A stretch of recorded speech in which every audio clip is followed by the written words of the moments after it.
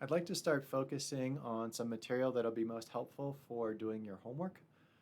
First of all, I just want to go through the rules for formatting dimensions explicitly. Hopefully you've gotten an idea of what those rules are as we've been getting some more and more practice with dimensional analysis.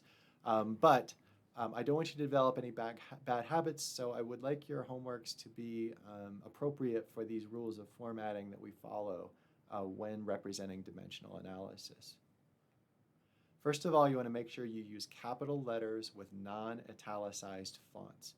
That non-italicized font really helps you distinguish a dimension from a variable because in formal mathematics, all variables are italicized.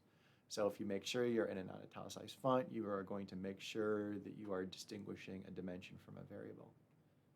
Secondly, you want to always put square brackets around dimensions. That helps you differentiate them from any units that might look similar.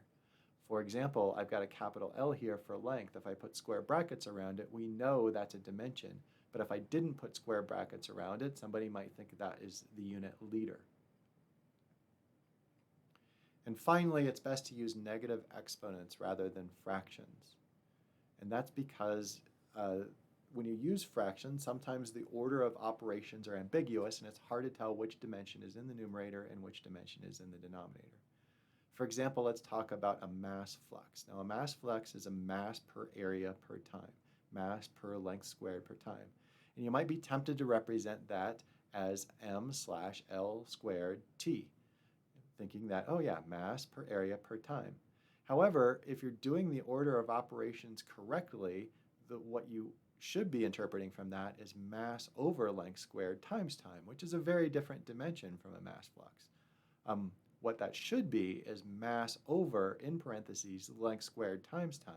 That's appropriate for a mass flux, but that's not technically the right way to interpret the order of operations from the version that doesn't have the parentheses. So just to avoid all of this, it's much less ambiguous to just go ahead and put an exponent on each dimension that tells you whether it's in the numerator or the denominator. Then these become much easier to read, where it just says, oh yeah, mass per length squared per time, mass per area per time. I can read that directly from the exponents without having to think that hard about the order of operations. So I'd like you to follow these rules with the homework and try to make sure you don't develop any bad habits with how you represent dimensions. And finally, I can't stress this enough. When I ask for dimensions, please do not give me units. Dimensions and units aren't the same thing. I'm pretty adamant about that. I'd like you to start thinking in terms of the more abstract and more useful characteristics of dimensions for understanding how numbers map to reality, because that relationship is really independent of the units, and the units are just important for scale.